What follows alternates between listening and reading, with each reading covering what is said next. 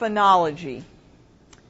You will read about this in your textbook, but I just want to talk about it for a minute and you can compare your reading. Phonology, and for each level I'm going to say rules. These are the rules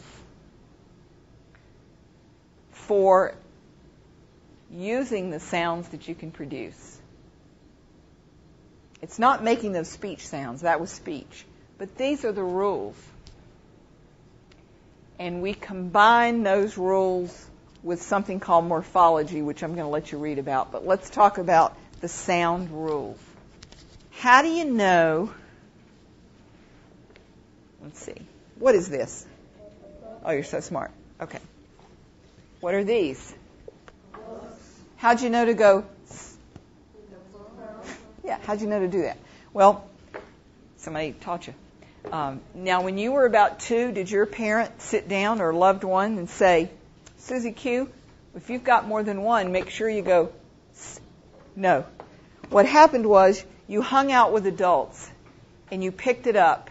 You picked up the rule.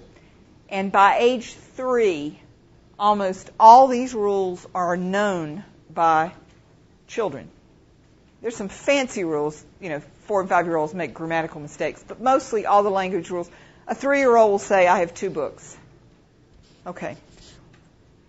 What if a 3 or 4 or 5-year-old says, I have 2 books?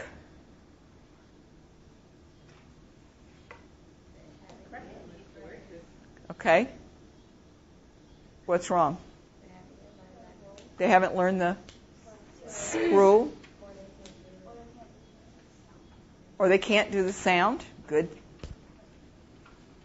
They might say, I have 2 books. Or, ding,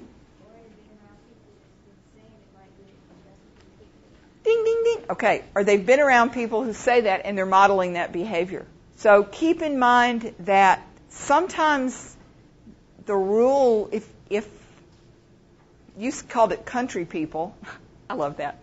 Let's say you're country people and you say, I've got 2 books, and you're 5 years old, but your mother, your father, your grandmother, your aunt, Uncle Fred, they all say, I have 2 books. You're a smart kid.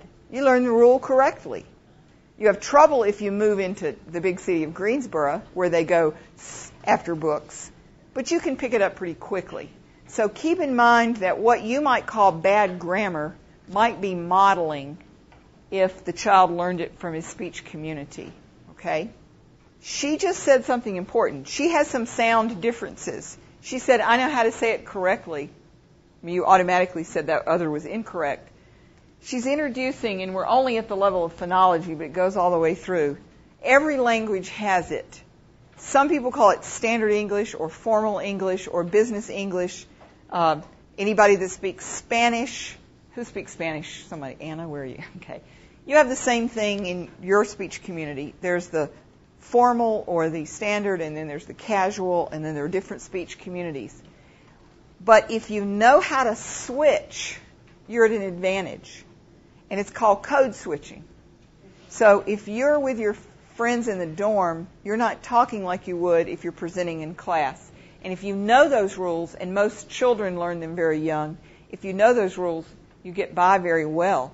If you're, let's say you sell cars, or you're a politician, that really is to your advantage. When your constituents come to visit you, or you're selling a car to whomever, if you can speak like they do or make them feel very comfortable, you are at a great advantage. So code switching is the term for that.